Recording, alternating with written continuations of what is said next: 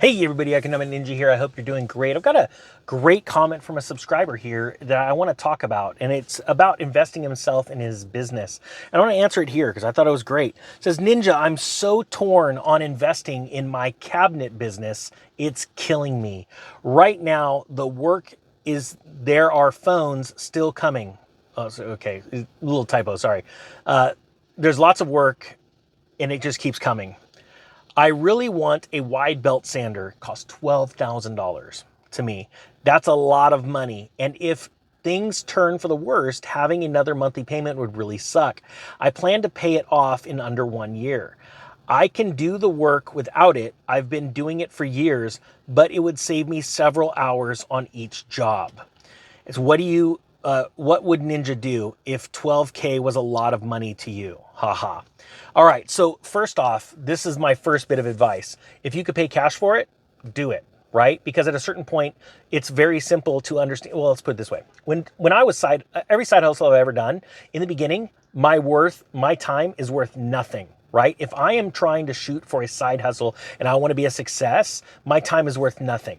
So I would simply do is instead of watching a movie at night, I would work on my side hustle. Instead of hanging out with friends, I'd work on my side hustle, right? Now we all need time to be able to decompress and just veg out sometimes. There's a lot to be said about that. But in all reality, there is time that you could peel away to do your side hustle, right? And that's what it takes. Your desire to be successful will trump your desire to be, vegging out with other people, or you know what I mean, playing soccer or whatever. So, but at a certain point, when you're making a certain amount of money, there is a mathematical calculation that's very simple. And that is you take all of the money you make in a week or a month, you divide that over the hours you work, right?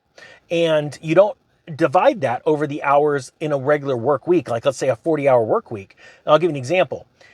When me and my best friend were selling trailers, we were selling about 1 to 2 trailers a week in our prime, like crushing it, right?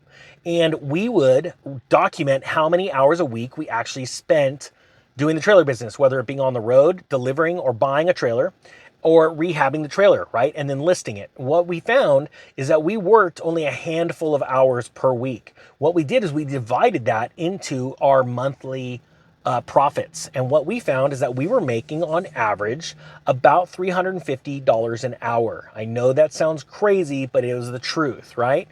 Well, even though we didn't work, and the reason why it was so high is because we weren't working 40 hours a week, right? We were working only literally, if I remember correctly, I had it written down. It was like, I don't know, 4 or 5 hours a week we were working on this stuff. And so that's why it was so impressive, right? And that was per each of us, we're making that much. So we were like laughing all the way to the bank. It's like, hey, we're making more than a lawyer makes, but we're only working, like I said, 5 to 6 hours a week. Now, could we have increased? Yes, no, because there's only so many trailers available to buy, rehab, and flip, right?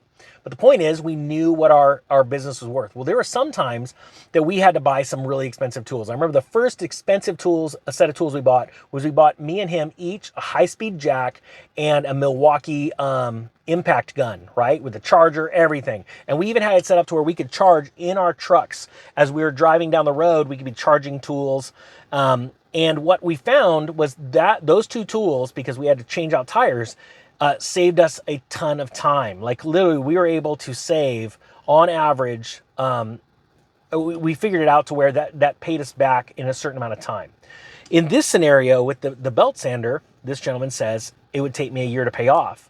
If it takes that long to pay off a $12,000 belt sander, I personally would look at how many hours you're working and how much hours you're working, divide that into how much you make, and then you come up with that dollar cost savings. And he says right here, it would save him hours, several hours on each job.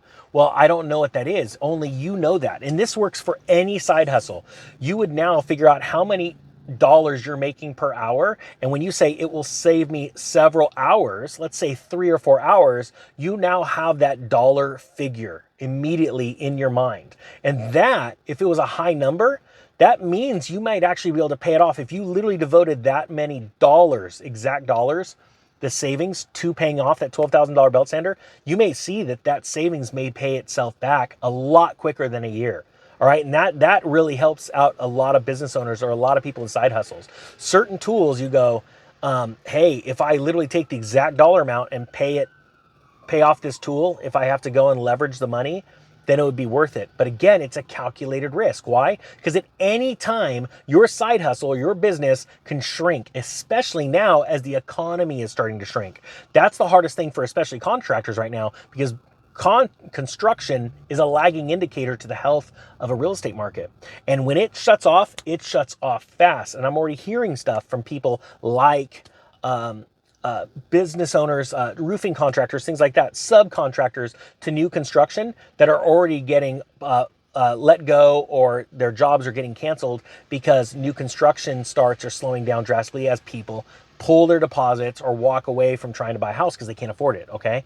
But these principles that I'm talking to you about work for any type of side hustle, okay? Because there's going to be those times where you want to raise money, or you want to go out and buy a tool that will make you more efficient. You just have to look at the pros and cons, and hopefully I covered those for you guys. If you guys want to check out the side hustle course, I've got a coupon code below. I think it's half off.